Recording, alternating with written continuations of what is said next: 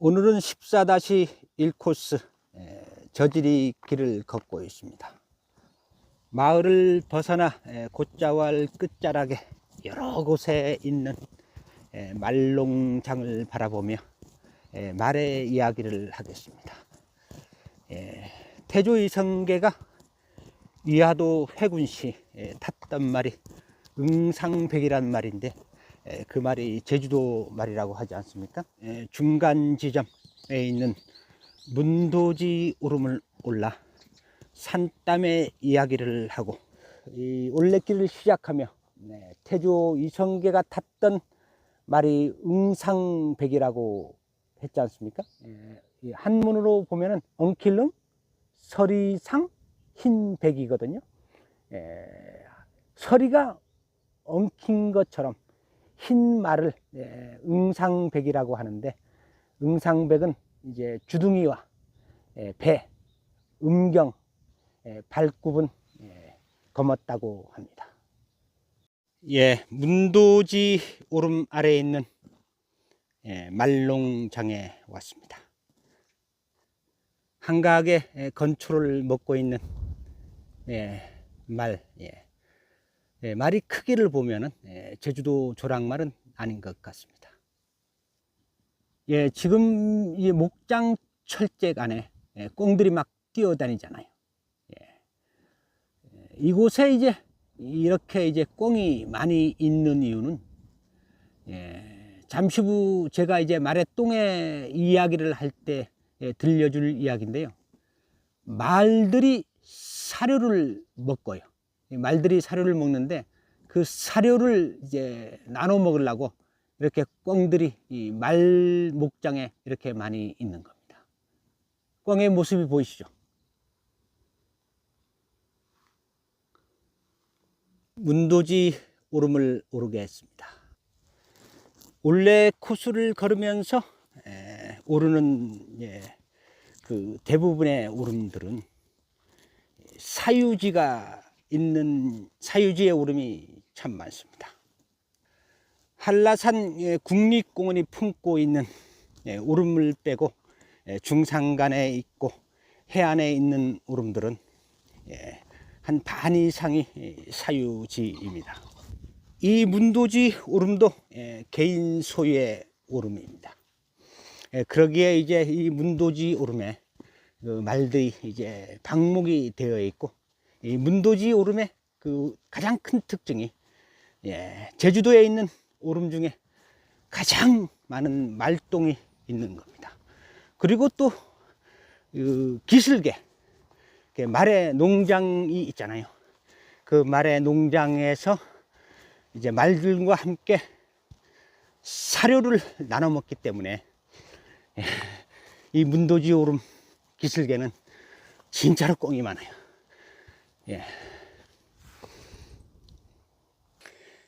말똥이 보이기 시작합니다.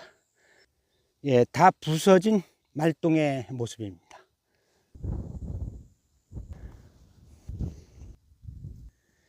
지금 보는 말똥은 싼 지가 하루나 이틀 정도 되는 말똥 같습니다. 요 말똥도 한 하루 정도가 된 것 같네요. 제가 지금까지 말똥을 보면서 제가 초등학교 시절에 그 봐왔던 말똥의 모양과 지금의 말똥의 모양은 같아요.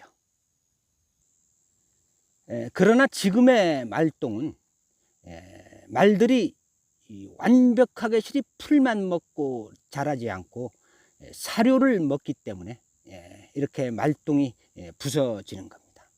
예전에 제가 초등학교 다닐 때 말을 타고 다니면서 목장을 다닐 때는, 그때는 말똥이 동글동글한 상태로 그대로 말라가지고 부서지질 않았어요.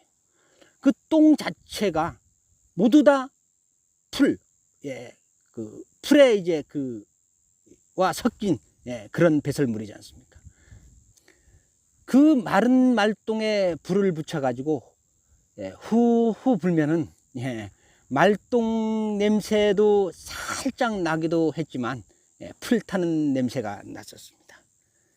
지금의 말똥과 예전에 초등학교 때 봤던 말똥의 차이에 대해서 얘기를 드렸습니다.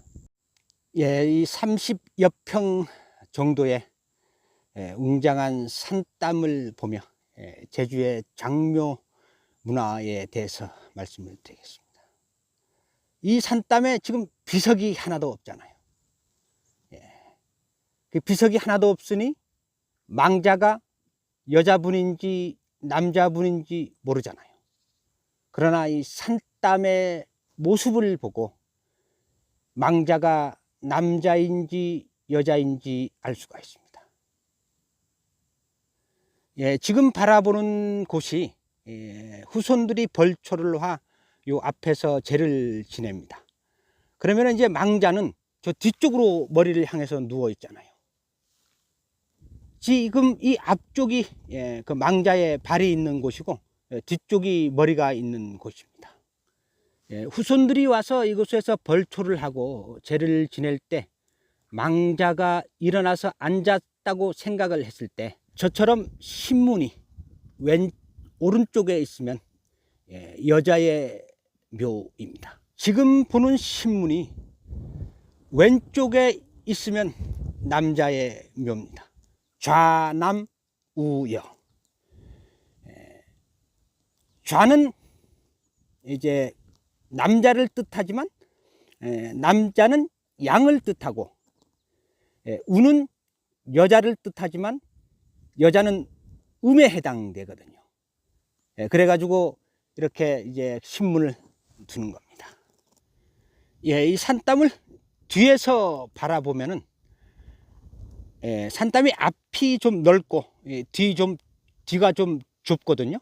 그러니까 산땀은 앞을 한 12m 정도로 쌓았으면 뒤에는 10m 정도로 쌓아가지고 12대 10 부등병 사각형의 모습을 띱니다.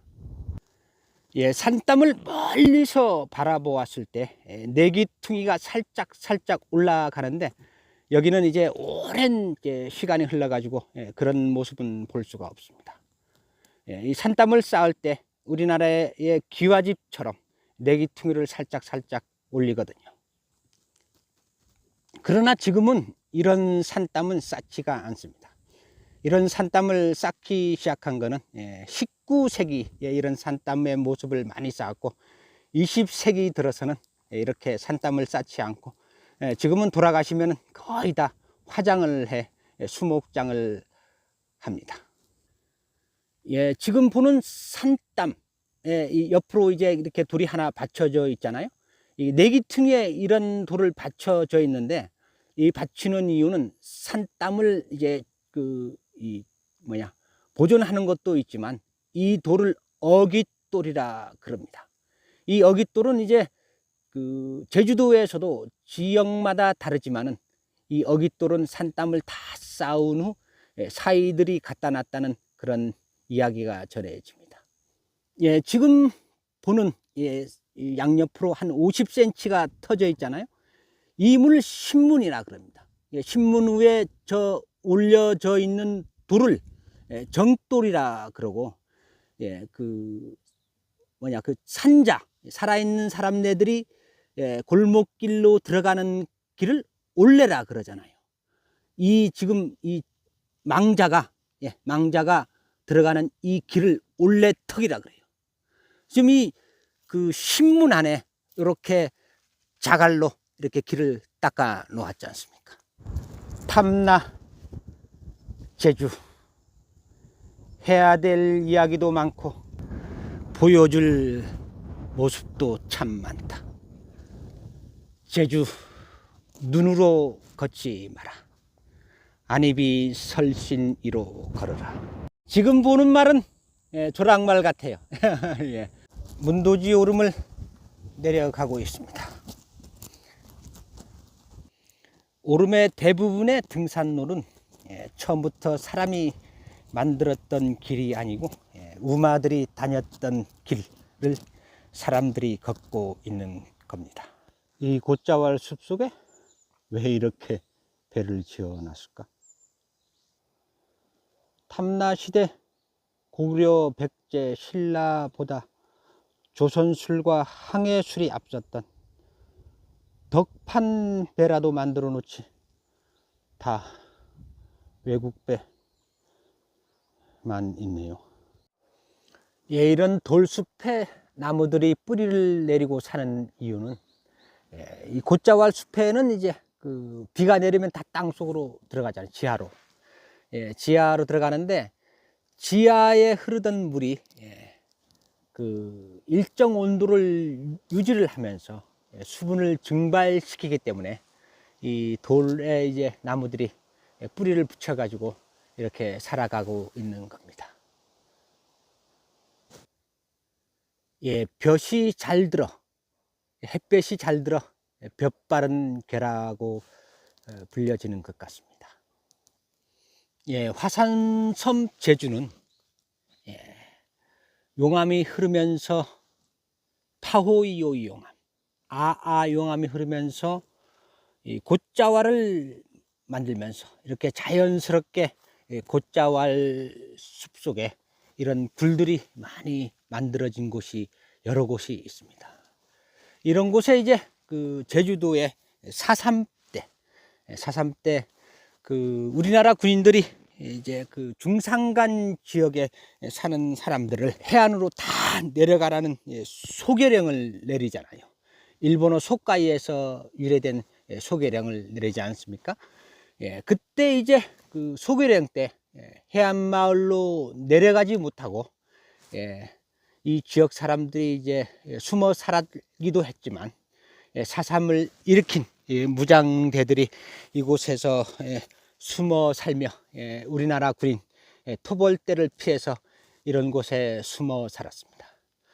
제주도에 있는 곶자왈의 특징이, 가장 큰 특징은 물론 돌숲에서 자라는 나무들 이런 것을 이야기하기도 하지만 또 이제 다른 특징이 무엇이냐 그러면은 북방 한계 식물과 남방 한계 식물이 공존을 하는 곳입니다. 그러니까 북방 한계 식물이라 그러는 것은 이곳에서 자라는 게 그 북방 한계 식물. 그러니까 이곳에서는 자라지만 이거보단 더 남쪽에서는 자라지 않는다는 거죠. 그리고 이곳에서는 남방 한계 식물도 자라지만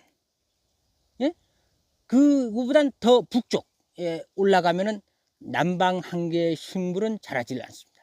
그러니까 이 곶자왈 숲은 북방 한계 식물과 남방 한계 식물이 공존을 하는 곳인데,